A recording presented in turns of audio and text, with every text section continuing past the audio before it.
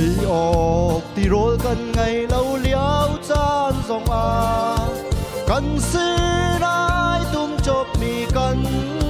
pathian kan thai lâu mi le lok song a kan bek mi Emmanuel pathian kan cha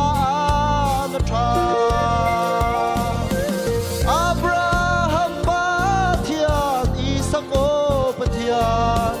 Jacob ke chua be tu kan pathian kan du her mi vial de chua kan pek di hallelujah o mi van che bi kan si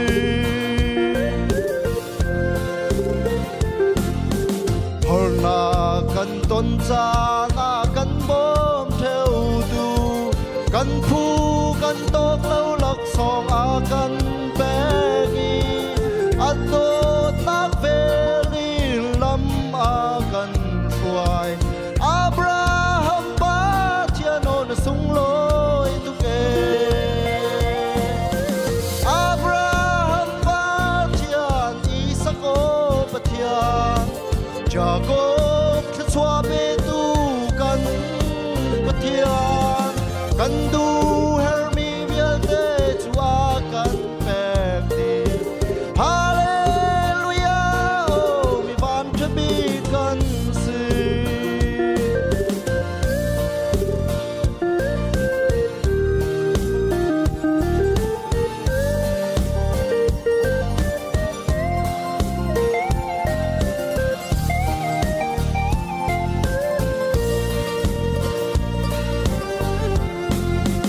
Giêsu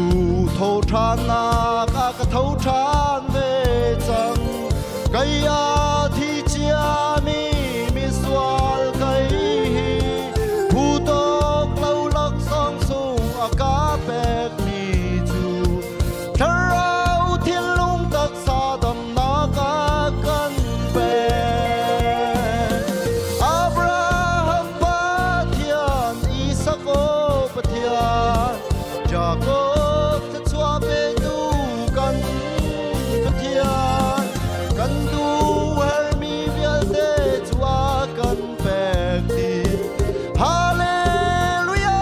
o mi van che bi kan si horna kan ton cha na kan bom theo tu kan phu kan tok lâu lak song a kan pegi adot nak veli lam a kan ruai Abraham pathian on sung loi tu ke Abraham pathian Isaac o pathian Jacob